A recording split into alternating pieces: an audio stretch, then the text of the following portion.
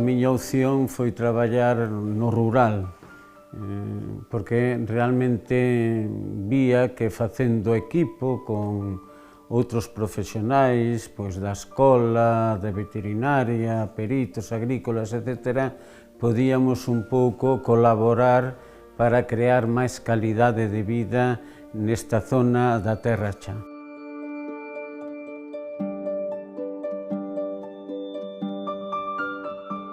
Un dos meus obxectivos, e para iso me destinaron aquí a Guitiriz e a Terra Cha, era un pouco colaborar coa mocedade a crear actividades non só formativas, sino tamén de divertimento.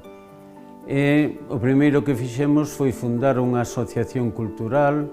Comezamos a dar pasos a remates de 1976 e queríamos sempre que fose unha asociación centrada nas parroquias. Naquel momento, estou a falar xa de comezos dos 80, estaba habendo un cambio, sobre todo no xeito de enfrontarse á gandeiría, estaban xurdindo esas explotacións máis modernas e víamos, por exemplo, que un dos grandes problemas que tiñan as labregas e os labregos era, por exemplo, que non lles chegaba o fluido eléctrico. Tivemos incluso que chegar a medir a electricidade aldea por aldea, pero a fin deronnos a razón e modernizouse totalmente a rede eléctrica das parroquias rurais de Guitiriz. Logo xa noutro eido, por exemplo, colaborábamos con Auxilia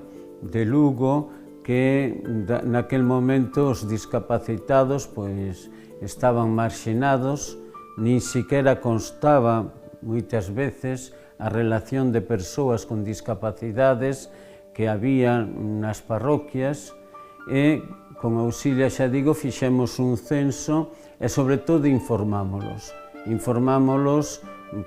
dos dereitos que tiñan e das axudas a que podían optar. Chegamos a fundar o que chamamos unha escola social rural, que foi levando distintas conferencias, debates a todas as parroquias do concello.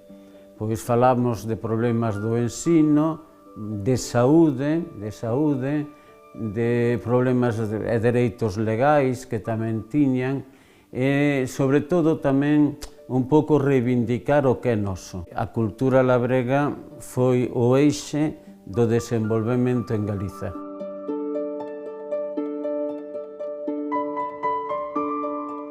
Un pouco loitar contra a despoboación, mesmo buscando no rural alternativas. Para nós o rural é algo vivo.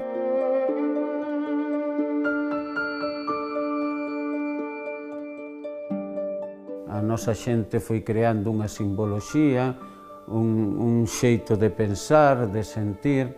Entón eu vía, xa digo, que estaban un pouco ás espaldas. Entón vin que aquí tamén había traballo e que, como dixen, en equipo, traballando en equipo, sempre eu pensei eso, que podíamos facer moitas cousas para que medrase a conciencia do noso país, e mesmo dende a Igrexa que botaron a man para axudar entre todas e todos a crear máis dignidade, máis enerxía e, sobre todo, máis comunidade e máis fraternidade, que é o que importa nas nosas aldeas.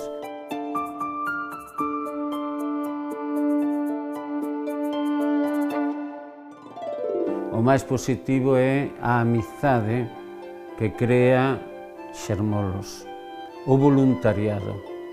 Agora mesmo vivímolo no Prestige, estámoslo vivindo agora. Realmente, quen dou máis o callo, eu que vin un pouco nos medios, foi a mocidade para apagar o lume. E realmente hai que agradecer ese voluntariado.